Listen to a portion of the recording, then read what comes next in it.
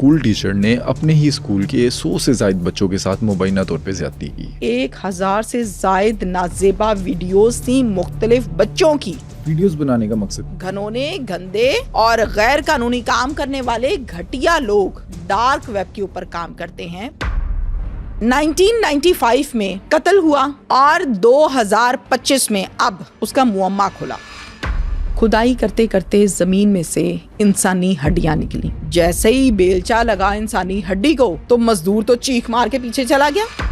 27 अप्रैल को Peshawar high court के एक वकील का कत्ल होता है। कत्ल उसके बेटे ने किया है। कत्ल की नौबत क्यों आई? नौबत इस वजह से आई कि एक वकील साहब की बहन है जिनके साथ वकील साहब की बनती नहीं है। कारखानों बाजार का नाम है, वहां पर गया फिरोज, जाकर अपनी पॉकेट मनी में से पिस्टल खरीद के लाया, उसको लोड किया और उसे छुपाया घर के अंदर। इतना आसान होता है वेपन खरीदना? बहुत आसान है। 1 किलो चीनी नहीं मिलेगी लेकिन पिस्टल मिल जाएगी आपको।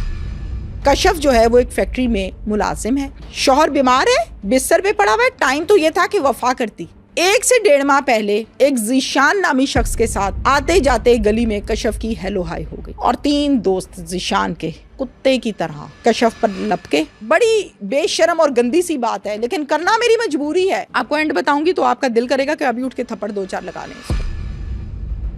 100 से ज्यादा बच्चों के साथ मुबैना ज्यादती करने वाला मुलजिम गिरफ्तार। मुलजिम डार्क वेब पर कैसे काम करता था? कराची में घर से खुदाई के दौरान मिलने वाली लाश ने कैसे 30 साल पुराना कत्ल का मामला हल किया? और इकलौते बेटे ने पेशावर हाई कोर्ट के नामवर वकील का कत्ल क्यों किया? ये तमाम हकाइक जानिए आज के इस पॉडकास्ट में तहमीना शेख से। मैं बहुत मेहनत और तहकीक के बाद आपके लिए ये पॉडकास्ट को लेकर आता हूँ। अगर आप समझते हैं कि मैंने आपको वैल्यूएबल कंटेंट दिया है तो इस पॉडकास्ट को सपोर्ट करें और अभी सुनो डिजिटल को सब्सक्राइब करें। रिसेंटली रहीम यार खान का एक जिनसी स्कैंडल सामने आया है जिसमें एक स्कूल टीचर ने अपने ही स्कूल के 100 से ज्यादा बच्चों के साथ मुबैना तौर पे ज्यादती की। पुलिस ने मुलजिम को गिरफ्तार कर लिया है। ये पूरा केस आखिर है क्या? रहीम यार खान का ये केस है और जहाँ पर हम स्कूल की बात करते हैं तो ये एक प्राइवेट स्कूल है और इस प्राइवेट स्कूल को चलाते हैं इरफान नामी एक शख्स। और इस स्कूल में बहुत ज़्यादा स्टूडेंट्स जो हैं वो पढ़ने के लिए आते हैं और तादाद अच्छी खासी ज़्यादा है। इस स्कूल में प्रिंसिपल भी पढ़ाते हैं, ख़वातीन टीचर्स भी भर्ती कर रखी हैं जो बच्चों को पढ़ाती हैं और इसके साथ साथ मर्द असातिज़ा भी मौजूद हैं। अब एक टीचर हैं वो क्या करते हैं, वो एक अरसे से इस घनौने धंधे में शामिल हैं। करते क्या है, स्टूडेंट्स को लाते हैं, बहलाते हैं, फिसलाते हैं। जो मान गया ठीक है, जो ना माना उसके साथ जोर ज़बरदस्ती की और उसके साथ ज़्यादती की। बात यहाँ तक ख़त्म नहीं हुई है, ज़्यादती नहीं की है बल्कि फिर उसकी वीडियोस भी बनानी है।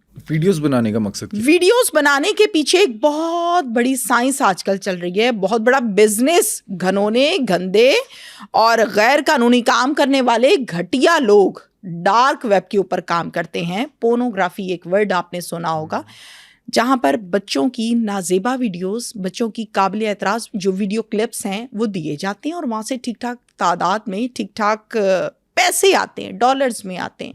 तो ये एक पोर्नोग्राफी, एक डार्क वेब जो है वहां पर ये काम होता है। और अब पहले तो हम ये सुनते थे शायद ऐसा होता है या नहीं होता, लेकिन अब 110% ऐसा होता है और हर मोहल्ले में कोई एक आध बंदा ऐसा है जो डार्क वेब पर काम कर रहा है और ये बाकायदा साइंस इसको साबित कर चुकी है। IT डिपार्टमेंट इस पर बात कर चुका है। अच्छा, ये जो केस था इसके अंदर जो स्कूल का टीचर है वो ज्यादती अपनी हवस के लिए करता था या वीडियो बनाने के लिए करता था? देखिए, एक तीर में 2 निशाने करता था। एक तो वो हैबिचुअल हो गया था बच्चों के साथ ज्यादती करने का, दूसरा ज्यादती भी कर ली, वीडियो भी बना ली, डार्क वेब पर बेच भी दी, डॉलर भी कमा लिए। ये पोर्नोग्राफी है ना जो बच्चों का है। अगर साइकोलॉजी को कुछ लोग अगर जानते हों, पढ़े हों और यकीनन आपको इस बारे में नॉलेज है, तो साइकोलॉजी ये कहती है कि एक मर्द अगर बच्चों के साथ एक मर्तबा नहीं बार बार ये काम कर रहा है और वो इसका हैबिचुअल हो गया है तो ये एक बीमारी है और वो बीमारी उसको लग जाती है। उस बीमारी से पीछा नहीं फिर इंसान का छूटता।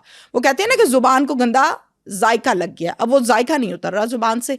तो ये वो काम है जो सिलसिला एक चलता आ रहा है। और ये रहीम यार खान की आपने बात की, हम इससे थोड़ा सा अगर पीछे चले जाएं तो जावेद इकबाल आपको याद होगा, जिसने बच्चों के साथ ज्यादती की थी। कोर्ट के ऑर्डर्स के मुताबिक, अदालती फैसले के मुताबिक उसको फांसी के ऑर्डर्स हुए और फिर उसने खुद से फांसी ले ली थी, खुदकुशी कर ली थी जेल के अंदर ही।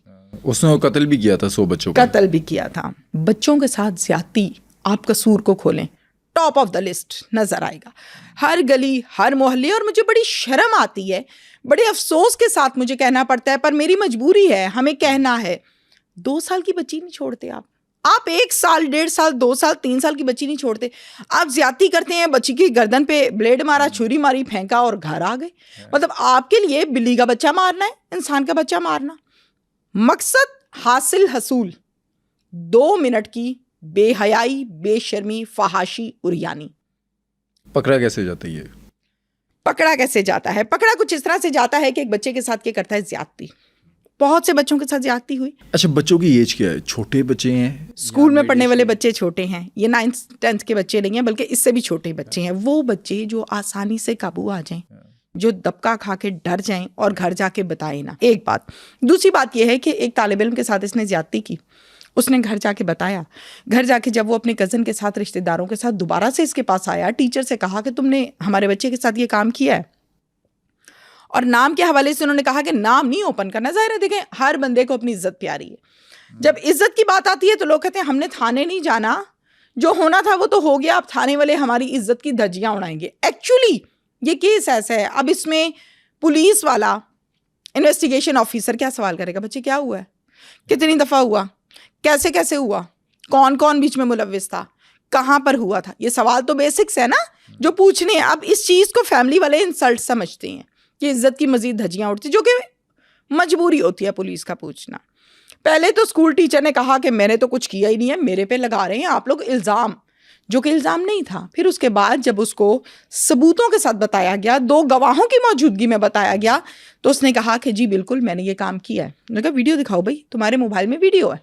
फिर उसने वीडियो दिखाई, और जब वीडियो देखते देखते आप स्क्रॉल करके गैलरी से आगे जाते हैं तो उसमें 1000 से ज़ायद नाजेबा वीडियोस थी मुख्तलिफ बच्चों की। फिर उसी टीचर के बुजुर्गों के साथ इनके बुजुर्गों ने बैठकर बात की और पुलिस स्टेशन लेकर गए। पुलिस स्टेशन ले जाने के बाद उस मोबाइल को पुलिस ने अपनी हिरासत में लिया और फोरेंसिक के लिए उन वीडियोस को भेजा। फोरेंसिक वीडियोस कराने का मकसद ये है कि क्या ड्यूरेशन है, क्या एडिट तो नहीं हुई, किस किस डेट को बनी, क्या ओरिजिनल है या एडिटेड वीडियोस है। आजकल साइबर क्राइम की वॉर चल रही है। इसके साथ साथ जब हम बात करते हैं मौजूदा सूरत हाल की, आप किसी की भी आईडी बनाएं, तस्वीर लगाएं, किसी से पैसे मंगवाएं, किसी को दें, बड़ी आम सी बात हो गई है। छोटा सा खिलाड़ी ये खेल खेलता फिर रहा है और इंसान की इज्जत की धज्जियां उड़ जाती हैं। अच्छा, ये जो 1000 वीडियोस हैं, बच्चों की तादाद तो कहते हैं 100 के करीब है, तो बच्चों की डिफरेंट वीडियोस हैं? बच्चों की डिफरेंट वीडियोस भी हैं, और मौजूदा अभी जो बात हो रही है वो 100 की हो रही है। जब इसमें इन्वेस्टिगेशन होगी तब ये हो सकता है 1000 और मे भी 1000 से ऊपर टाप, जब मुबैना का लफ्ज़ इस्तेमाल किया गया है ना, तो वीडियोस की जब तायुन होगा, जब फोरेंसिक से ये चीज़ें क्लियर होकर आएंगी, तो फिर ऑथेंटिक खबर और तस्दीकी खबर जो है वो पुलिस देगी। लेकिन अभी तक पुलिस अंडर प्रोसीजर है। अच्छा, ये जो मैंने खबर पढ़ी उसके अंदर कहते हैं कि मुबैना तौर पे नवाकोट स्कूल जो है वहाँ की 250 वीडियोस निकली हैं। बिल्कुल, इस स्कूल की मैंने आपको बताया कि तादाद बहुत ज़्यादा है। जैसे ही ये स्कैंडल बाहर निकला, पंजाब एजुकेशन फाउंडेशन ने इस स्कूल को अपनी तहवील में ले लिया और उन्होंने कहा कि अब ये हम इसको ऑर्गेनाइज कराएंगे, हम इसको लेकर आगे चलेंगे। अब 250 बच्चा जो है वो उस स्कूल का है, वहाँ का है। अब कई बच्चे वहाँ से पढ़ के चले गए हैं या छोड़ दिया या कहीं और शिफ्ट हो गए। वो वीडियोस भी उसके मोबाइल में मौजूद है, और ये कहना है गवर्नमेंट का एक्शन भी लिया गया है कि हम बाकायदा तौर पर इसको चेक करेंगे, और चेक करने के बाद अगर ये जुल्म, अगर ये गुनाह, अगर ये गैर कानूनी काम साबित हो जाता है फोरेंसिक के बाद, तो फिर कड़े हाथों इस मुलजिम को डील भी किया जाएगा।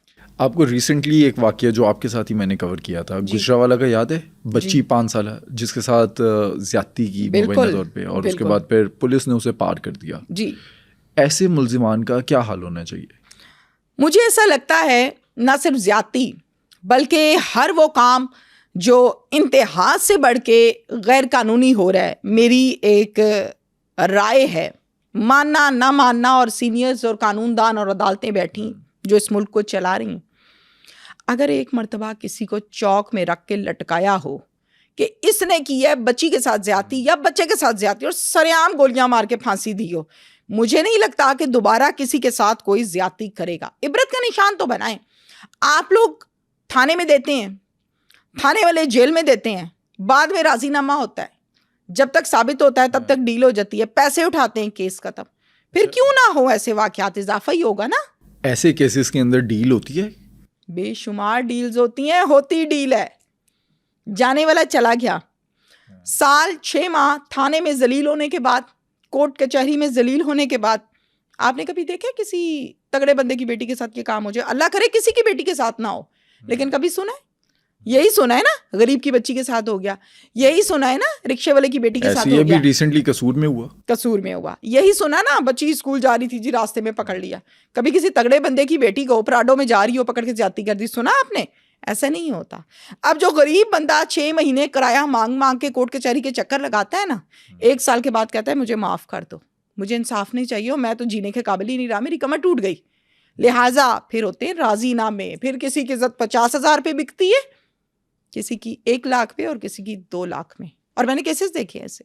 अच्छा, आपने कोई आज तक ऐसा केस देखा जिसके अंदर कोई 30 साल पहले, 40 साल पहले या 50 साल पहले कोई कत्ल हुआ हो और वो इतने साल बाद ट्रेस हुआ हो? कोई इस तरह के केसेस देखे हैं? बिल्कुल, मैंने ऐसे एक नहीं बेशुमार केसेस देखे हैं। एक केस की हम बात कर लेते हैं, कुछ दिन पहले की बात है। कराची का ये केस है, औरंगी टाउन का, जो मैं आपको डिटेल के साथ बताती हूँ, आपको भी, आपकी ऑडियंस को भी, जिनको आइडिया हो। क्राइम की दुनिया में कहा जाता है कि कत्ल अपने निशान छोड़ता है, कभी छुपता नहीं है, कभी नहीं छुपता। अपने पाँव के निशानात छोड़ेगा, अपने ब्लड के जरिए से ट्रेस होगा। कत्ल ट्रेस हो जाता है अगर कोई ट्रेस करने वाला ऑफिसर बैठा हो।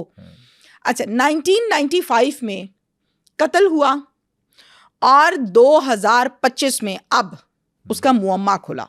अच्छा, 30 साल बाद, 30 साल के बाद कत्ल का मुअम्मा खुला, ट्रेस हुआ, हड्डियां मिली और मामलात आगे बढ़े। कैसे हुआ ये भी जरा सुनिए। यूसुफ नामी एक शख्स है जो कि 6 अप्रैल को एक मजदूरों को, 3 से 4 मजदूरों को बुलाता है, बुलाकर घर की रेनोवेशन करवाता है। यूसुफ ने ये घर आज से 5 साल पहले ख़रीदा था और इस घर में रहना शुरू कर दिया। यूसुफ जॉइंट फैमिली सिस्टम में रहता था, इसके भाई थे, बच्चे थे, बीवी थी। जब रेनोवेशन के लिए अपनी फैमिली को कहीं और शिफ्ट किया और लेबर बुलाई और लेबर से कहा कि खुदाई करो, कहीं दीवारों में दरारें हैं, कहीं पर सीमेंट भरने वाला है, कहीं दीवार में से आवाज़ें आ रही हैं, मतलब कि बहुत खस्ता हाल है। खुदाई करते करते ज़मीन में से इंसानी हड्डियाँ निकली। जैसे ही बेलचा लगा इंसानी हड्डी को तो मजदूर तो चीख मार के पीछे चला गया और मजदूर ने कहा ओहो ये क्या आ गया, मैंने नहीं करना, मैंने नहीं करना, ऐसा नहीं करना। मजदूर ऐसे ही करते हैं। मजदूरों ने फौरन यूसुफ को फ़ोन किया। उसने कहा सर जी इत्थे ते इंसानी हड्डियां पईयां ने, छेती आओ, असी नहीं काम करना। सर जी भी डर गए कि ये क्या हो गया भाई, मैं तो रेनोवेशन करा रहा हूँ, मैंने तो पैसे दे के मकान खरीदा है। जब सर जी भी आ गए, मालिक भी आ गया, तो उसने कहा क्या हुआ, क्या है? ये हुआ है। उसने कहा ठहर जाओ। 15 पर कॉल की और मुतल्लिका नफरी वहाँ पर आ गई और आकर उन्होंने कहा कि ये मसला हो गया है, मजदूर लगाए हैं, मकान खरीदा है और ये देखें ये कुछ नीचे। पुलिस की मौजूदगी में उन्हीं मजदूरों से मज़ीद खुदाई करवाई जाती है।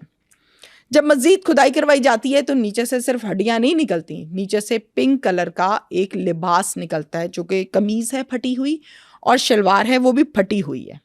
30 साल पुरानी, 30 साल पुरानी, चीथड़े उड़े में, लेकिन कलर पिंक है, पहचाना जा रहा है। फिर उसके बाद एक औरत का जूता भी निकलता है, प्लास्टिक का चप्पल, वो भी निकल आता है। अब इसको पुलिस स्टेशन लगता है पाकिस्तान बाजार, ये कराची का एक पुलिस स्टेशन और बहुत बड़ा ए कैटेगरी का ये पुलिस स्टेशन है। जब वहां से ये चीजें निकलती हैं तो पुलिस उन तमाम चीजों को अपनी तहवील में ले लेती है। फिर यूसुफ से पूछती है, यूसुफ भाई क्या चक्कर है भाई, किसको कत्ल करके यहाँ तुमने फेंका? उसने कहा खुदा की खौफी करें, मैंने तो मकान खरीदा 5 साल पहले। किससे खरीदा? मैंने एक फरीद आलम नामी शख्स से ये मकान खरीदा था और ये मैंने खरीदा था 2022 में। राइट। उसने कहा फरीद आलम का नंबर दे दो। फरीद आलम का नंबर दे दिया। फरीद आलम को की कॉल। अब फरीद आलम का नंबर जा रहा है बंद कॉन्टीन्यूसली। फिर उसकी फैमिली ट्री वगैरह निकाली और फैमिली ट्री निकलवाने के बाद पता चला कि इसका एक बेटा है शाहजहान और एक बेटी है आसमा। शाहजहान के नंबर पर कॉल की और कॉल करके कहा कि आप शाहजहान हैं? जी बिल्कुल, मैं शाहजहान हूँ। पहुंचो जी थाने, आपसे बातचीत करनी है। अब शाहजहां के पैरों के नीचे से ज़मीन निकल गई। ये क्या हो गया, हमने तो कुछ किया ही नहीं। ज़रा एक आम इंसान को जब पुलिस वाला दबका मार के कॉल करता है ना, वो बेचारा परेशान हो जाता है। और मैंने बहुत से ऐसे केसेस देखे। शाहजहां करता है अपनी बहन आसमा को कॉल, आसमा तुम औरंगी टाउन में रहती हो? हाँ जी औरंगी टाउन में रहती हूँ। वो जो अब्बा ने यहाँ से मकान बेचा था, उस मकान के मुतालिक थाने से कॉल आ गई, ये लगता है अब्बा ने कोई नई करतूत घोली है। कहती अब क्या कर रहे हैं? कहता है मेरे साथ चलो थाने। थाने बुलाया, थाने पहुंचे।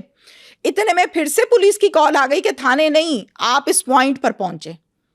जब दोनों बहन भाई उस पॉइंट पर पहुंचे तो पुलिस ने कहा कि इस जूते को देखो, जानते हो पहचानते हो किसका है? हक्के बक्के। फिर पुलिस ने वो पिंक कलर का फटा पुराना सूट जो निकला था मट्टी के नीचे से, गदला मट्टी से भरा हुआ, चीथड़े उड़े हुए, इसको जानते हो? जैसे ही सूट देखा, शाहजहान और उसकी बहन आसमा बिलक बिलक के रोने लगे, चीखें मारने लगे। उन्होंने कहा ये तो हमारी माँ का सूट है और ये तो हमारी माँ का जूता है। फिर उन हड्डियों को, उस सूट को और उस जूते को खूब गले लगा के चीखें मार मार के दोनों बहन भाई रो रहे हैं। अब जाहिर है एक देखने वाले को समझ आ गई कि इनकी माँ को किसी ने कत्ल कर दिया है और इनको पता नहीं क्या स्टोरी सुनाई। यहाँ से आप देखें कि कहानी बदली किधर को है। पुलिस ने पूछा ये कौन है भाई, क्या मामला है? कहते हमें मामले का कुछ नहीं पता, हमें आज तक ये बताया गया था कि तुम्हारी माँ अपने आशिक के साथ भाग गई है 30 साल पहले। 30 साल पहले हम घर से बाहर खेलने गए हुए थे, उस टाइम हमारी उम्र थी 8-9 साल। हम जब वापस आए तो पापा से पूछा पापा मामा किधर है? पापा ने कहा तुम्हारी माँ एक आशिक के साथ भागी है, उसके हाथ में एक शॉपर था, उस शॉपर में कुछ जेवरात और पैसे थे, वो एक टैक्सी में बैठ कर गई है और उस टैक्सी में 2 आदमी मौजूद थे। तो बेटा अब तुम सब्र करो, माँ चले गई है तुम्हारी। और जो वर्डिंग यूज़ की होगी, खैर मैं वो यहाँ पर क्या इस्तेमाल करूँ। पुलिस ने पूछा माँ का नाम क्या है? कहते हैं हमारी माँ का नाम है मुमताज़ बेगम।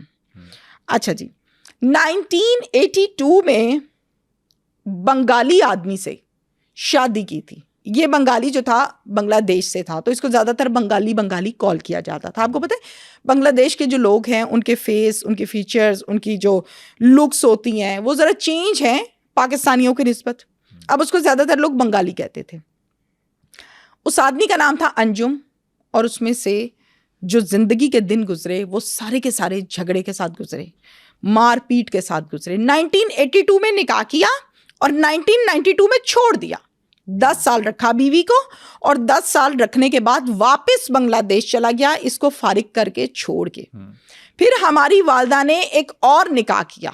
जब ये छोड़कर तलाक देके वापस बांग्लादेश चला गया तो फिर हमारी वालदा ने एक फरीद आलम नामी आदमी के साथ निकाह किया।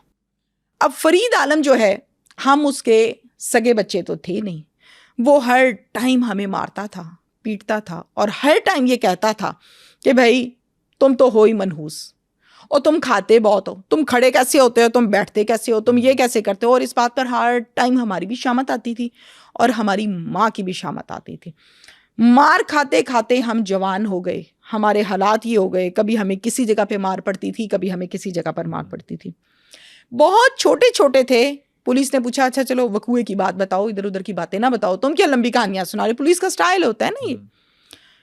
उसके बाद पुलिस ने पूछा वकूए की बात सुनाओ। कहते हैं हम सर 8 से 9 साल के थे, हम घर से बाहर खेलने के लिए गए, वापस आए, वापस आके कहा पापा मामा कहाँ पर है? पापा ने कहा कि तुम्हारी माँ एक आशिक के साथ भागी है। जो फरीद आलम ने ये बात कही, तुम्हारी माँ भाग गई है, तुम्हारी माँ के तो काम ही ये थे, इसीलिए तो उसने मुझसे दूसरी शादी की, पहले शौहर ने भी इसीलिए छोड़ा था और अब मैंने भी छोड़ देना है इसको। पापा अब मामा कब आएंगी? और तुम्हारी माँ ने हुण नहीं आना। जो लैंग्वेज थी उसकी, बिगड़ा हुआ आदमी था। तुम्हारी माँ 2 आदमियों के साथ भागी है बेटा। पहले तो मैंने ये सुना था कि आशिक एक होता है, नहीं, तुम्हारी माँ के 2 आशिक थे और एट अ टाइम थे और दोनों ही लेने आए थे। एक ने एक हाथ पकड़ा था, दूसरे ने दूसरा हाथ पकड़ा था। तौबा इस्तग़फ़ार, उसके साथ भाग गई है। लिहाजा अब तुम लोग सब्र करो, माँ तो तुम्हारी भाग गई है। फिर इन्हीं बच्चों से, शाहजहान से जो बेटा है, जो आसमा है, उससे कहा कि फरीद आलम का एग्जैक्टली एड्रेस तो तुम लोग को पता होगा ना कि फरीद आलम कहाँ पर है। फिर फरीद आलम का एड्रेस दिया पुलिस को इन्हीं बच्चों ने, जो कि सुतेले बच्चे हैं। पुलिस ने वहां पर रेड की, दरवाज़ा खटकाया, दरवाज़ा ना खोले, पुलिस कूद के अंदर चले गए। रेड तो ऐसे ही होती। जब अंदर चले गई पुलिस तो पुलिस ने कहा हाँ भाई फरीद आलम हो, बिल्कुल फरीद आलम हो, तुम अंदर कैसे आ गए? अब कॉन्फिडेंस की इंतहा। कहते हैं हम अंदर कैसे आ गए अभी तुम्हें बताते हैं। आगे होके पकड़ा गिरेबान। फरीद आलम कहता है 1 मिनट ठहर जा, ए देख मेरे कॉल की है। क्या था वो? क्या था वो? प्री अरेस्ट बेल ऑर्डर्स थे। इतना चालाक था वो, उसने पहले इतना चालाक आदमी था कि उसको ये खबर पहुंच गई कि FIR भी हो गई है, हुण मेरे ते होना है रेड। छापा, इसलिए वो प्री अरेस्ट बेल ऑर्डर्स लेके बैठा हुआ था, तैयार होकर, इसलिए तो खुला होकर चौड़ा होकर बैठा हुआ था, डरा ही नहीं पुलिस से। उसने वो दिखाए, और पुलिस, आपको पता है कि इस चीज़ की पाबंद होती है कि अगर किसी के पास प्री अरेस्ट बेल ऑर्डर्स मौजूद हैं, फिर आप उसको हाथ नहीं लगा सकते जब तक की डेट है। अब वो डेट कब ख़त्म होगी, उसके बाद दोबारा से उसको मज़ीद बेल मिलेगी या नहीं मिलेगी, और पुलिस ने अब उस बेल को कैंसिल करवाना है। अब डिपेंड करता है टोटली पुलिस के ऊपर कि पुलिस क्या करवाती है और कब तक इस केस को हल करती है। यहां पर मैं ये बात कहूंगी, पहली शादी, दूसरी शादी, तीसरी शादी, शौहर को बीवियां मिल जाती हैं और बीवियों को शौहर मिल जाते हैं, और बड़े आराम से मिल जाते हैं। आजकल तो तौबा इस्तग़फ़ार अंधेर नगरी छाई हुई है, लेकिन औलाद को बाप नहीं मिलता, बच्चे रुल जाते हैं। बच्चे रुल जाते हैं। यकीन करें, मैंने अदालतों में जब बाप मुलाकात करने आता है बच्चे से, तो बच्चा यूं पीछे पीछे मुड़ के देख रहा होता है, बच्चा हाथ जोड़ रहा होता है। मैंने एक बहुत छोटे बच्चे को देखा, उसने ऐसे हाथ जोड़े हुए थे। किसके आगे हाथ जोड़ रहा था? पुलिस वाले के आगे। अंकल मैंने पापा पास जाना है। बहुत दिलखराश मनाजिर होते हैं, नहीं देखे जाते। 10 मिनट की मुलाकात के बाद माँ का रास्ता वो है, बाप का रास्ता वो है। सारी जिंदगी की नशोनुमा, जहनी नशोनुमा, लाइफ, हर चीज़ तबाह बर्बाद हो जाती है। मुझे दुख तब होता है जब कोई बच्चा रो रहा होता है कि पापा आप ही चुप कर जाएं, मामा आप ही चुप कर जाएं, पर दोनों को शर्म नहीं आती, रुल जाती है औलाद।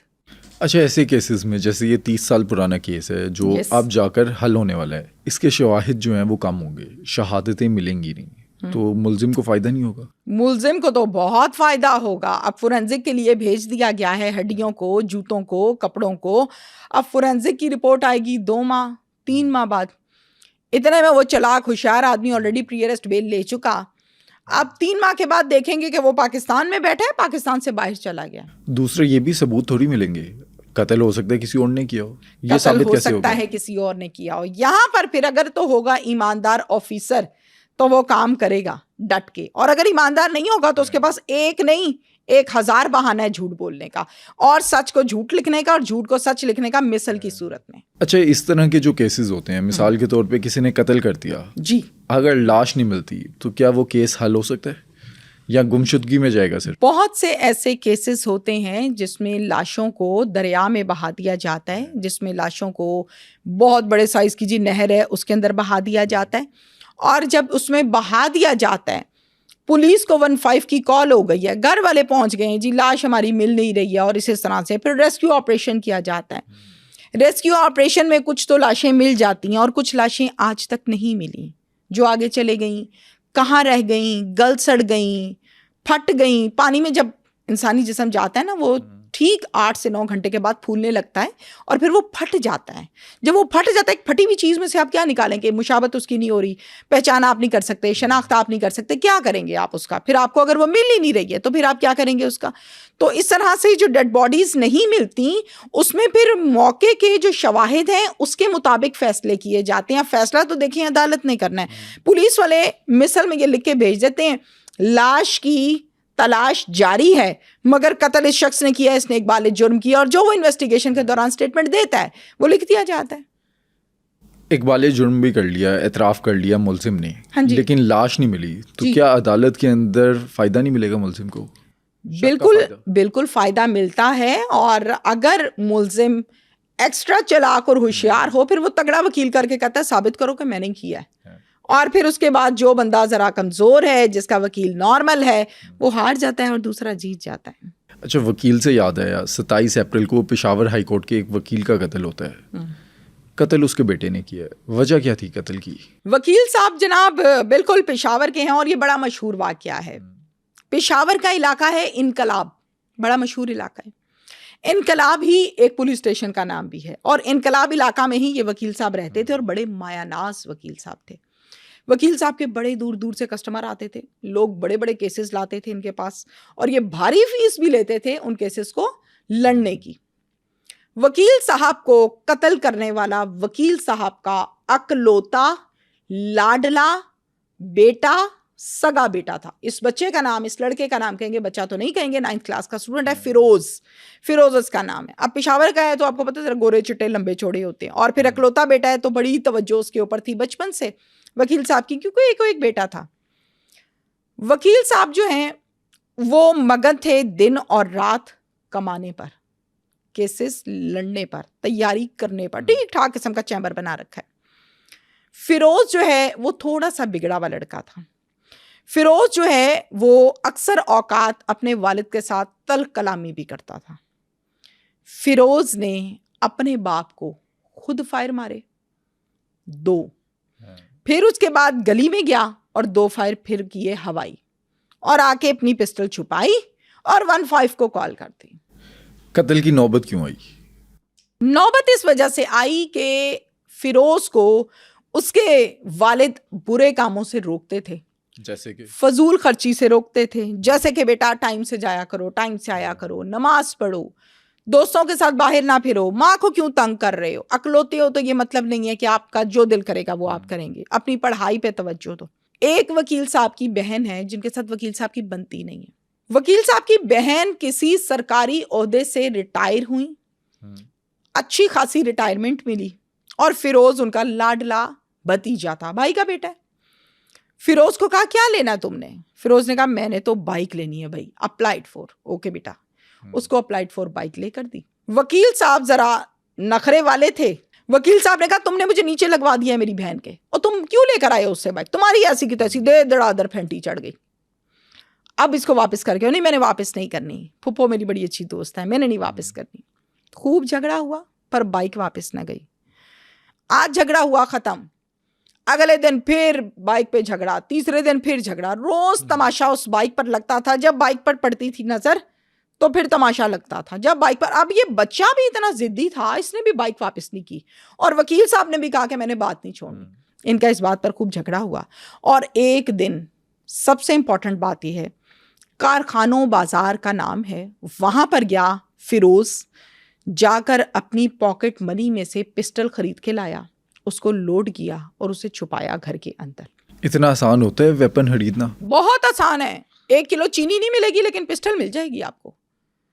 पिशावर में तो पिस्टल खरीदना ऐसे है जैसे किसी ने जाके हैप्पी बर्थडे के लिए एक बियर खरीदा है। जैसे आप अभी मार्ट पे जाएं, आप अपनी मर्जी का जौन सा मर्जी बियर ले आए, बड़ा या छोटा, अपनी मर्जी का कलर भी खरीदेंगे, ऐसे पिस्टल मिलते हैं वहां पे। और ये सबको पता है, ये नहीं है कि किसी को पता नहीं है, सबको पता है। किसी की जरूरत नहीं है कोई उस बाजार में जाए और उस बाजार में रोकथाम लगाए और कामयाब होके वापस भी आए। सब पुलिस ऑफिसर जानते हैं। आप कोई मुंह पर कहे ना कहे, दिस इज अनदर थिंग, लेकिन इट्स अ बिग रियलिटी। इस माशरे में ये हो रहा है। पिस्टल खरीदी, 2 फायर मारे बाप को अंदर सोए हुए को, 2 गली में खड़े होकर फायर मारे, 15 पे कॉल कर दी, पुलिस आ गई जी। बाहर से 2 डकैत आए थे बाइक के ऊपर आके, अभी मेरे अब्बू को गोलियां मार के चले गए, कुछ करो, मैं मर गया।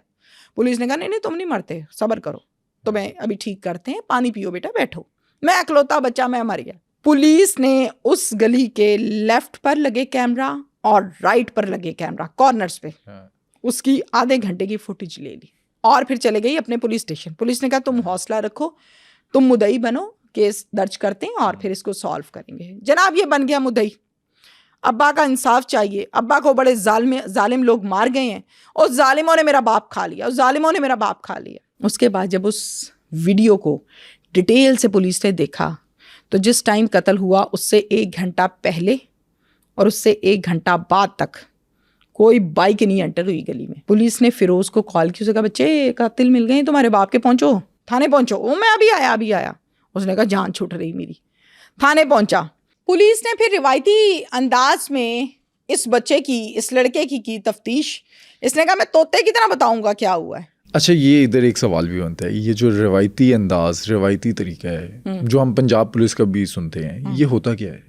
अच्छा, पुलिस की जबान में इस रवायती अंदाज को कहा जाता है जदीद तकनीकी बुनियादों पर मुल्जिम की तफ्तीश की गई। जो मैं पढ़ते मेरे सर में बाल सफ़ेद आने लग गए ये जुमला सुनते।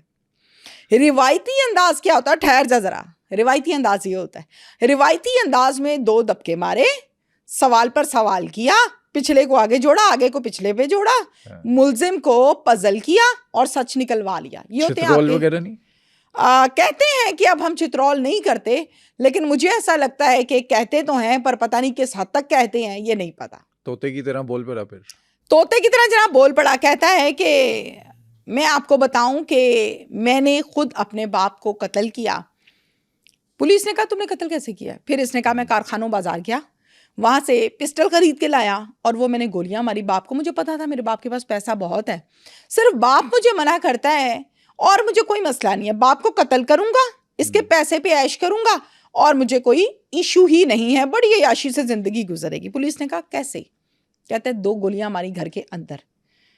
फिर पुलिस ने कहा बाहर क्यों फायर किया? बाहर जाके फायर इसलिए किया कि आप लोगों को ऐसा लगे कि कोई बहुत बड़ा दहशतगर्द आया, आके मेरे बाप को गोलियां मारी, और बाहर गली में भी वो गोलियां मारता कि उसको कोई डर शर नहीं था कि मुझे कोई देख लेगा, इसलिए मैंने बाहर खड़े होकर भी 2 गोलियां मारी, फायर की, हवाई फायर। 2 खौल पुलिस ने गली से उठाए और 2 खौल घर से उठाए। चारों खौल को मिसल का हिस्सा बनाया और केस को बाकायदा तरीके से इन्वेस्टिगेट करने के बाद इस लड़के को अरेस्ट कर लिया। मैसेज आपको देना चाहूंगी, असलहा, हमारे यहाँ असलहा की खरीदो फरोख्त पर रोकथाम की अशद ज़रूरत है। आपको पता है डाला कल्चर, डीआईजी फैसल कामरान साहब ने कहा ये डाला कल्चर नहीं चलेगा यहाँ। किनाल के ऊपर डाले थे, फायरिंग हुई, डंडे सोटे चले। आजकल जिसके पास डाला होता है ना वो कहता है पूरे मुल्क का मालिक मैं ही, बदमाश होता है, वो बदमाशी करता है। लेकिन सब ऐसे नहीं होते, बहुत से डाले वाले ऐसे हैं जो शरीफ होते हैं, बहुत से डाले वाले ऐसे होते हैं वो कहते हैं तेरी ऐसी की तैसी सड़क से कोई गुजरा तो गुजरा कैसे। अंदर गन भी पड़ी है, अंदर डंडे भी पड़े हुए हैं, बदमाशी भी फुल हो रही है, सरेआम हो रही है, शीशे काले हैं, कोई मसला ही नहीं है। गार्ड्स भी रखे हुए हैं, गार्ड्स भी रखे होते, डाले वालों ने तो बहुत रखे होते। डाले वाले को आप हॉर्न तो दे के बताएं मुझे सड़क के ऊपर, वो बताता है आपको कि मुझे हॉर्न कैसे दिया है। तो ये कल्चर बन चुका है।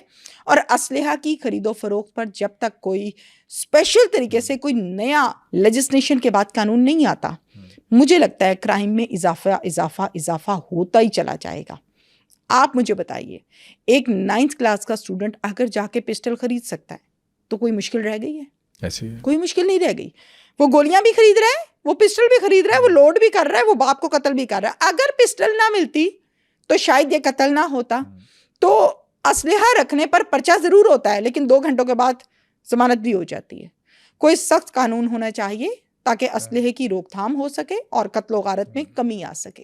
अच्छा, वैसे मैंने तो देखे है गैर कानूनी असले के ऊपर तो जमानत मिलती नहीं है। मिलती है जनाब, 2 घंटे के बाद मिलती है। सही अच्छा वकील किया हो ना तो मिलती है, क्यों नहीं मिलती? या रजब बाटो, रजब की बात एक अलग है। रजब पता नहीं व्लॉग्स की बात करें, रजब के बात करें हम असलहे की, रजब के व्लॉग्स में फैमिली कैरेक्टर्स की हम बात करें, वो उसकी पर्सनल लाइफ है, मैं उस पर बात नहीं करूंगी। लेकिन रजब ने कितनी तंगी सख्ती काटी वो सबके सामने है। अच्छा, अगर ये प्लानिंग इसकी ठीक होती तो शायद ये ट्रेस ही ना होता। प्लानिंग इसकी ठीक थी, चूंकि कैमराज ने खोल दी असल कहानी। इसने प्लानिंग बड़ी सुथरी की थी। इस प्लानिंग को देख के लगता है कि जैसे किसी ठीक ठाक चालाक शातिर मुलजिम ने ये एक मास्टर प्लान किया है और उस मास्टर प्लान के तहत इसने कत्ल किया। आप देखें ना, कत्ल भी कर रहा है, बाहर खड़े होकर फायर भी मार रहा है, 15 पे कॉल भी कर रहा है और मुद्दई भी बन रहा है। अब पीछे उसने कसर तो कोई छोड़ी नहीं है। अब वीडियो आई और वीडियो ने सारा किस्सा खोल दिया। अच्छा, ज़्यादातर जो केसेस होते हैं जिसके अंदर बेटा बाप का कत्ल करते हैं या माँ का या बहन का, उसमें यही करते हैं, मुद्दई भी खुद बन जाता है, धारे मार मार के रोता है। मेजॉरिटी केसेस में ऐसा होता है। इकरा मेडिकल कॉम्प्लेक्स अकबर चौक, वहाँ पर क्या हुआ था, बेटे ने कत्ल किया ना, बेटे ने कत्ल किया था ना, और बेटा कत्ल करके रो कैसे रहा था, याद है आपको? जुमा पढ़ के आ रहे हैं और वापसी पे वो रोना शुरू हो, मेरे बाप को कोई मार गया, फिर मुद्दई भी बना था। तो ऐसे बहुत से केसेस हैं, चंद हाईलाइट हो जाते हैं, बेशुमार हाईलाइट ही नहीं होते। और खुद मुद्दई इसलिए बनते हैं, सच्चे बनते हैं, पर यह नहीं पता कि जब कानून हरकत में आता है ना तो वो कब्र में से मुर्दा निकाल लेता है। अगर आ जाए, अगर कोई अच्छा ऑफिसर हो, काम करने वाला, अच्छे अंदाज में तफ्तीश करे, चीज़ें देखे, तो फिर ये सब कुछ मुमकिन है। और बहुत से ऐसे केसेस मैंने सॉल्व होते देखे। आप देखें ना, ये हम कराची की अभी बात कर रहे थे, कितने सालों के बाद केस ट्रेस होने गया। अब ऐसा नहीं है कि कत्ल कर दो और मसला ही कोई नहीं, कत्ल खुल जाता है, आज नहीं तो कल खुलेगा ज़रूर। अच्छा, अक्सर आप भी बात करती हैं, नशे की हालत के अंदर बहुत से लोग जो हैं गैर कानूनी काम, क्रिमिनल्स बन जाते हैं जो नशा करते हैं। आपने कोई ऐसे केसेस देखे हैं नशे की हालत में जो एक्सट्रीम तक गए हों? मैंने तो देखा है किसी को कत्ल करवाना है, इसको नशा करा दो। मैंने तो देखा है शराब के नशे में धोता है, उसको मारी जाओ, उसको पता ही कोई नहीं, वो बड़के मार रहा है ऊंची ऊंची। मैंने तो देखा आइस के ड्रैग्स लगवाते हैं, एक नहीं 4-4 कत्ल लोग करवाते हैं और आइस पिला के बाकायदा इस्तेमाल करते हैं। बाद में जब उसको आती है होश कि ये मैं क्या कर बैठा हूँ, उस टाइम सब कुछ हाथ से निकल चुका होता है। फैसलाबाद का एक बड़ा मशहूर वाक़या है, अगर आपके पास टाइम है तो मैं वो आपको सुनाती हूँ। फैसलाबाद का एक इलाका है गुलाम रसूल आबाद, बड़ा मशहूर इलाका है जनाब। यहाँ पर एक फैमिली रहती है, उस फैमिली में जो मुदस्सिर साहब हैं, घर के बड़े हैं। मुदस्सिर साहब की जो बीवी है उसका नाम है कशफ। मुदस्सिर एक बड़ा ही लागर आदमी है, बहुत बीमार आदमी है, जिस्म बड़ा दुबला पतला है, कमा नहीं सकता, रोज़गार नहीं उसका कोई भी। कशफ जो है वो एक फैक्ट्री में मुलाजिम है और वहाँ से जो सैलरी आती है उसे अपने बच्चे पालती। 5 बच्चे हैं कशफ के। 1 से 1.5 माह पहले एक जीशान नामी शख्स के साथ आते जाते गली में कशफ की हेलो हाय हो गई। शौहर बीमार है, बिस्तर पे पड़ा हुआ है। टाइम तो ये था कि वफा करती, टाइम तो ये था कि अगर कमा के लाई थी तो बच्चों को पालती, शौहर की खिदमत करती, आखिर मरना भी तो है ना। 50, 60, 70, 80, 90, 100, इससे आगे तो किसी ने नहीं जिया। 100 भी बहुत कम लोग आते हैं, मरना तो है, पर ये मौत लोगों को भूल चुकी है। कशफ ने क्या किया, कशफ उस लड़के के साथ आते जाते गपशप मारने लगी और फिर सेट हो गई, ठीक ठाक सेटिंग हो गई। मरने का मुकाम ये है, ये 5 बच्चों की माँ है, वो 2 बच्चों का बाप है। ही इज ऑल्सो मैरिड, ये भी मैरिड वो भी मैरिड। वादे क्या हो रहे हैं, हम दोनों शादी करेंगे, हम दोनों वफा करेंगे। बंदा 10 थप्पड़ मार के कहे अभी 1 हुआ है, फिर 10 शुरू करते, फिर 1 हुआ है। ऐसे लोगों का इलाज ही होना चाहिए। शादी करेंगे, तुम अपनी बीवी को तलाक दो, मैं मुदस्सिर से तलाक लेती हूँ, नई जिंदगी बसाएंगे, ख्वाबों जैसी दुनिया होगी। फिर उसके बाद क्या होता है, कशफ जो है वो रोज आंखों में धूल झोंकती है मुदस्सिर के। अब जो जीशान है वो एक नशई आदमी है। किस चीज का करता है? वो शराब पीता है, रोज शराब पीता है, रोज शराब के नशे में धुत होता है। और नशई जो होता है, शराबी, वो यकीनन अपने दोस्तों के साथ बैठ के पीता है। इस केस में 3 कैरेक्टर्स बड़े इंपॉर्टेंट है। कशफ मैं बता चुकी, जीशान मैं बता चुकी। जीशान के 3 दोस्त हैं। एक दिन जीशान फोन करके कहता है कशफ को, कशफ बड़े दिन हो गए हैं खाना खाने नहीं गए, आओ जरा खाना खाने जाते हैं, हमारी मोहब्बत ठंडी पड़ रही है। कहती हाँ ठीक है, तुम तैयार हो जाओ, मैं तुम्हें पिक करने आता हूँ। बीबी तैयार होने लग गई है, 6 अप्रैल की बात है ये। मोहतरमा तैयार हो रही हैं, मोहतरमा कहने को भी नहीं दिल करता इनको। ये इतनी बेशर्म और बेहया औरतें होती हैं जो ना सिर्फ अपना कुछ छोड़ती हैं बल्कि किसी के पल्ले भी कुछ नहीं छोड़ती। ये तैयार होने लग गई है। वो आया, उसने आके इसको पिक किया। जब उसने आके इसको पिक किया, इसको कहा है कि बताओ कौन से रेस्टोरेंट पे जाना है। कहती किसी पे भी ले जाओ, मुझे तुम पे अंधा एतमाद है। फिर वो इसको लेकर गया एक फ्लैट के ऊपर। उस फ्लैट में जाकर बैठे। कशफ ने कहा तुम तो कह रहे थे कि हम खाना खाने जा रहे हैं, तो तुम तो खाना तो नहीं खा रहे हो, तुम तो यहाँ मुझे फ्लैट पे ले आए हो। कहता है कशफ मैं यहाँ पे तुम्हारी मर्जी का खाना लेकर आऊँगा, ये हमारी प्राइवेसी है, इधर गपशप भी करेंगे, इधर बैठेंगे, कोई रोक टोक नहीं होगी, बाहर हमें कोई देख ना ले। कहती ठीक है, बताओ क्या खाना है। ये चीज़ खानी है, डिशें बता दी 3-4। कहता मैं अभी लाया, तुम बैठो, पंखा शंखा लगाओ, एसी लगाओ, बैठो। बैठ गई।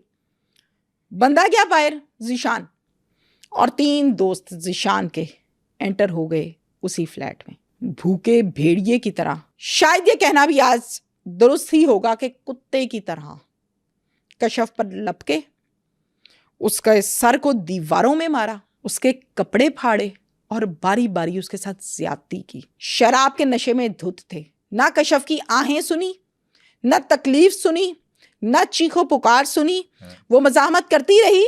इसके अंदर पावर आई हुई थी, शराब के नशे में धुत था। इसने उनको खूब मारा और मारकर उसके साथ खूब ज्यादती की करके वहीं पे नीम बेहोशी की हालत में, एक उधर जानवर गिरा हुआ है, एक उधर जानवर गिरा हुआ है, एक उधर जानवर गिरा हुआ है, और कशफ भी नीम मुर्दा हालत में वहीं गिर पड़ गई। जीशान को ये सारी बात का पता था? जीशान करवाने वाला था, ये मरकजी मुलजिम था, ये मुलजिम है इस केस में, मरकजी मुलजिम है। आपको एंड बताऊंगी तो आपका दिल करेगा कि अभी उठ के थप्पड़ 2-4 लगा लें इसको। जीशान बाहर है, दोस्तों ने खूब ज्यादती की और ज्यादती करने के बाद वहीं बेहोश होके ये जानवर नुमा इंसान गिर गए। उसके बाद जो कशफ है, जब उसको हल्का फुल्का होश आया, उठी, भागी, अपने आप को ढांपा, बाहर गई, 15 पर कॉल की, एड्रेस बताया, पुलिस आ गई। जब पुलिस आई तो पुलिस के आते तक, नफरी के आते तक, ये मुलजिम वहां से भाग चुके थे, फरार हो चुके थे। इसने फिर एक FIR दर्ज कराई, उसकी मुद्दइया बनी ये खुद। पुलिस ने पूछा बीबी पहुंची कैसे फ्लैट पे? तुम्हारे साथ तो इज्तिमाई ज्यादती हुई है, एक पर्चा दर्ज हुआ और वो पर्चा हुआ इज्तिमाई ज्यादती का, ज़िना बिल जबर। गुलाम मोहम्मद आबाद पुलिस स्टेशन का नाम है और ये फैसलाबाद का पुलिस स्टेशन है। जनाब, ये पर्चा 4 नामजद मुल्जिमान के खिलाफ दर्ज हुआ। नंबर 1 मरकजी मुल्जिम ज़ीशान, नंबर 2 याकूब जिसका वो फ्लैट था और ये दोस्त था ज़ीशान का, नंबर 3 यासिर और नंबर 4 आदिल। ये चारों बड़े पक्के दोस्त थे। इन्होंने जब ज्यादती कर ली, ये भाग गए। कशफ ने जाके बताया कि ज़ीशान तो मुझे खाने पे लेके जा रहा था। मेरा शौहर बिस्तर पे होता है, मेरा शौहर मुझे उस तरह से टाइम नहीं दे पाता जिस तरह से मैं चाहती हूँ। मुझे ज़ीशान अट्रैक्ट करता था, मैं सेट हो गई। मैंने अंधा एतमाद किया, मैं इसके साथ बाहर चली गई। बाहर गई हूँ तो इसने मेरे साथ ये काम कर दिया। ये कहना बिल्कुल गलत है कि अच्छा हुआ इसके साथ, लेकिन इसको एतबार करना चाहिए था। नहीं भाई, बड़ी बेशरम और गंदी सी बात है, लेकिन करना मेरी मजबूरी है। आप लेने क्या गई थी बाहर वाले आदमी के पास? आपका शौहर घर मौजूद था ना, आप उसके पास हर चीज ले सकती थी ना, आप लेने क्या गई थी बाहर? एक बात, एतबार काहे का? 5 बच्चे पैदा करने के बाद आपको टाइम नहीं मिला शौहर से। अजीबो गरीब हरकतें इन लोगों की। कशफ को कैसे पता चला कि ज़ीशान मिला हुआ है? जब पुलिस ने पर्चा दर्ज किया, ज़ीशान को पूछा और ज़ीशान के घर रेड की, ज़ीशान को गिरफ्तार किया। गिरफ्तार करने के बाद कशफ के सामने थाने में खड़ा किया और पूछा, हाँ बताओ तुम मुलव्विस हो? उसने कहा मैंने ही तो सारा काम करवाया। पुलिस ने पूछा क्यों? और कशफ ने भी यही सवाल किया, तू मेरे नाल इंज करता, तू तो प्यार करता सी मेरे नाल। तब ज़ीशान ने यह जवाब दिया कि हम तीनों दोस्त, वो 3 लड़के और चौथा ज़ीशान, हम चारों दोस्त बचपन से इकट्ठे हैं। हम खाना शेयर करते हैं, हम जो कमाते हैं वो शेयर करते हैं, हम घूमने जाते हैं, हम मिलकर जाते हैं। मेरे 3 दोस्तों ने कहा उस दिन हमने खूब शराब पी रखी थी उसी फ्लैट के ऊपर, और फ्लैट पर शराब के नशे में हम धुत थे। मुझे कशफ ने कॉल की, मैंने कशफ की कॉल ना उठाई। कशफ ने फिर कॉल की, फिर कॉल की, ये कॉल पे कॉल करती रही। एंड पे मेरे दोस्तों ने कहा कि ये कौन है भाई, क्या मामला क्या है? उसने कहा मेरी गर्लफ्रेंड है, अभी नई नई बनी है, 1.5 महीना हुआ है। उसने कहा लेकर आओ फिर शेयर करें। बचपन से हर चीज शेयर करते आए हैं। तू साडा पक्का दोस्त उदों होएगा जदों तू अपनी मशूका सानू देगा, यानी शेयर करो, फिर हम तुझे मानेंगे कि तू वाकई जिगरी यार है, लंगोटिया यार। फिर ये उसको लेकर आया प्लानिंग बना के, और आकर इसने जानबूझ के कशफ को खाने के बहाने वहां छोड़ा, खुद बाहर चला गया और वो आ गए और उन्होंने आके इसके साथ ज्यादती की। ये सब अपने मुंह से इकबाले जुर्म किया ज़ीशान ने कशफ के सामने। फिर कशफ ने अपने सर में मारे थप्पड़, जो कि पड़ने चाहिए थे पहले। जब सब कुछ लुट गया, इज्जत बर्बाद हो गई, फिर जाके कशफ की आंखें खुली। तो गैर आदमी पर एतबार करने वाली औरत हमेशा मुंह की खा के गिरती है, और फिर उसको जगह नहीं मिलती कि उसने सर अपने घुटनों में देना है, जमीन पे मारना है या दीवार में मारना। बच्चों को क्या मुंह दिखाएगी? अपने शोहर के सामने कैसे जाएगी? अब जिस औरत को ये डर हो ना कि मैं अपने बच्चे को मुंह क्या दिखाऊंगी, वो ऐसा स्टेप ही नहीं लेती। जब बेटी पैदा हो जाती है ना, मैंने बड़े बड़े बदमाश देखे हैं, कहते हैं आप बेटी के बाप बन गए, बदमाशी छोड़ दी। मैंने बड़े बड़े जागीरदार देखे हैं जो बड़े अयाश होते हैं, प्रोग्राम्स करते हैं तो जाहिर है प्रोग्राम्स के लिए फिर गाँव गली कूचा जाना पड़ता है। एक आदमी था, उसने सोने के बटन लगा रखे थे अपनी शर्ट के ऊपर, इतना बड़ा जिम्मेदार था, तगड़ा आदमी था, शायद हमने पहले इसको डिस्कस किया। उसकी एक टांग कटी हुई थी बचपन से, किसी के साथ दुश्मनी थी, उन्होंने 8 साल का था तो टांग काट दी थी। पैसा खुला डुल्ला आर्टिफिशियल टांग लगवा ली, हवालात में बैठा हो जमीन पर, 6.5 फुट आदमी का कद, जान उसकी तहमद उसने पहन रखी है। उसको पूछा मैंने कि बाबा जी तुसी इत्थे आए हो, खैर ना लाए हो, की होया तुहानू? जाहिर है उसकी कद काट, लट्ठे का सूट है, उसने मूछों को ताऊ दिया वा, इतर शितर लगाए हुए, लगई ना मुलजे में। मैंने कहा बाबा जी इत्थे खैर ना लाए हो, की होया? पुत्र है मैनू फड़ के जबरदस्ती इन्होंने बंद करता है। किस केस में? किस केस में? मैंने पूछा किस केस में? उन्होंने कहा पुत्र लड़दे ते नाल दे पिंड च सके, इन्होंने फड़ के मैनू इत्थे बंद कर देता है। मैंने कहा अच्छा, हुआ क्या था? किसी दौर में उसकी दुश्मनी थी, ये पाकपतन की बात कर रही हूँ, किसी दौर में उसकी दुश्मनी थी, ओपोजिट दुश्मन फैमिली ने इसकी टांग कटवा दी थी, बड़ों ने बैठ के सुलह की थी, किस्सा खत्म हो गया था, जवान हो गया, जवानी में फुल अयाशी की। जब अयाशी की, शादी हो गई, बेटी पैदा हुई, तो उसने कहा आज से खत्म, चैप्टर क्लोज, मैंने अब बदमाशी छोड़ दी, अब मेरे घर बेटी पैदा हो गई, यही जाहिर है कि जवान होगी, मैं इसका हाथ किसी ना किसी के हाथ में दूंगा, शादी करूंगा। तो मेरी हुण बस हो गई। तो कहते हैं ना, बेटी का बाप बनने के बाद बड़े बड़े सीधे हो जाते हैं, लेकिन कशफ जैसी औरतें अगर सीधी नहीं होती 5 बच्चे पैदा करने के बाद, तो ऐसी औरतों को सरेआम फांसी पे लटकाना चाहिए। अच्छा, वो तो सीधा हो गया, जेल क्यों गया बाबा जेल जी इस वजह से गया था कि पुराना कोई किस्सा फिर से ओपन हो गया था। वो कहते हैं ना, आप जो बीज बोते हैं ना, वो पौधा निकलता है। ऐसा नहीं होता कि आप सेब का बीज डालें और पैदा हो जाए आम। सेब का बीज डाला है तो सेब ही उगेंगे भाई। तो जो जवानी के किस्से थे उनमें से कोई किस्सा अब भी ओपन हो गया था। अच्छा, आप पंजाब भर में केसेस जो हैं कवर करती हैं जी। आपको क्या लगता है पंजाब के किस इलाके में, किस शहर में कौन सा जुर्म ज़्यादा होता है? कसूर ज्यादतियों में मशहूर है अपनी, डकैतियों में शेखुपुरा मशहूर है, पत्तोकी के बदमाशों से पुलिस डरती है, डीएसपी वहाँ पे नहीं घुसते। एक डीएसपी है, मैं उनका नाम नहीं लूँगी, मैंने उनसे कहा कि ये आप लोग यहाँ पर क्यों नहीं जाते भाई, क्या बात कहते हो, हम वहाँ जाते हैं, छतों पे खड़े होकर फायर मारते हैं, हमने अपनी जान गंवानी है मुलजिम पकड़ते पकड़ते। और ये मैं नहीं कह रही, ये सब कहते हैं। जड़ावाला रोड के ऊपर एक गांव ऐसा है, उस गांव में सिर्फ चोर रहते हैं। तमाम के तमाम चोर जो हैं, पुलिस को पता है कि ये चोरों का गांव है, और तमाम चोरों पे बेशुमार पर्चे भी हैं। चोरी क्या करते हैं, फलाने की भैंस खोली, अंदर ले आए, भैंस खोल के लिए, ना भैंस मुंह से बोले, ना भैंस का पता चले, ना भैंस का कोई नाम हो, ना केस ट्रेस हो। वो इस लेवल के चोर हैं। पत्तोकी की बात करें तो वो मैं आपको बता चुकी हूँ। कसूर की हम बात करें, हर गली मोहल्ले में ख्वाजा सरा के साथ ज्यादती, ख्वाजा सरा को नचाना, फिर उन पर जुल्म करना, ज्यादती करना, बाल काटना, बॉडी पर निशानात डालना, छोटी बच्चियों के साथ ज्यादती करना, सहरे फहरिस्त है। ये सब मामलात हैं। ज्यादा जुर्म कौन करता है, मर्द या औरत? मिलके करते हैं, औरत करवाती है जुर्म। मर्द भी जुर्म करता है, लेकिन करवाने वाली पीछे बैठी होती है मास्टरमाइंड औरत। कैसे? शादी हो गई, मर्द मिल गया, बच्चे पैदा कर लिए, बेहतरीन लाइफ गुजर रही है, फिर ट्रैक से हटे, एक और बंदा फंसा लिया, उससे टाइम आना शुरू हो गया, उससे गिफ्ट आने शुरू हो गए। अब वो गिफ्ट बड़े अट्रैक्ट करते हैं, महंगे, अच्छे, बुरे, जितने भी, जिसने जिस तरह का बंदा रखा हुआ है।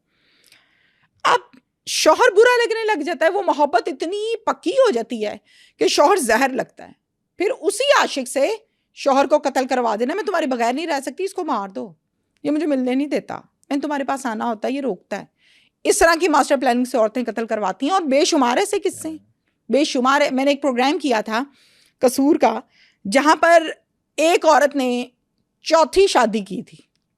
पहली की 2 महीने 3 महीने एंजॉय किया, पैसा खाया खूब, फारग, फिर दूसरा, फिर तीसरा, फिर चौथा। चौथे पे आके मैंने कहा, बीबी तुम्हें मसला क्या है, हर 3 महीने बाद तुम पकड़ के बंदा बदल लेती हो, तुम्हें को मसला ही कोई नहीं कहती। तो फिर ये केड़ी गल है, मेरा हक है, मैंने कहा ही कीता। तो ये तो कैटेगरी है आजकल औरतों की। तो फिर क्राइम बढ़ाने में और करवाने में औरत का एक हाथ नहीं, दोनों हाथ मुलव्वस होते हैं। अच्छा, जिस औरत की आप बात कर रहे हैं, उसने पहले अपने 3 शौहर वो क्या कत्ल करवाए, क्या किया? छोड़ दिए, मुझे तुम अब पसंद नहीं आ रहे हो, खुला छोड़ दिए, निकाह किया, सुथरा हक महर लिखवाया, उसके साथ 2 महीने गुजारे, हक महर लिया, और उसके बाद खुला लेके फारग।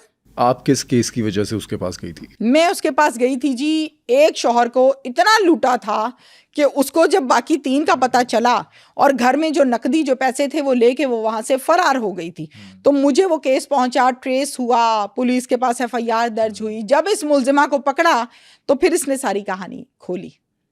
मर्द किस किस केसेस में कत्ल करते हैं? गैरत के नाम पर, मर्द गैरत के नाम पर कत्ल करता है, मर्द गुस्से में आके कत्ल करता है, मर्द नशे में धुत होके कत्ल करता है।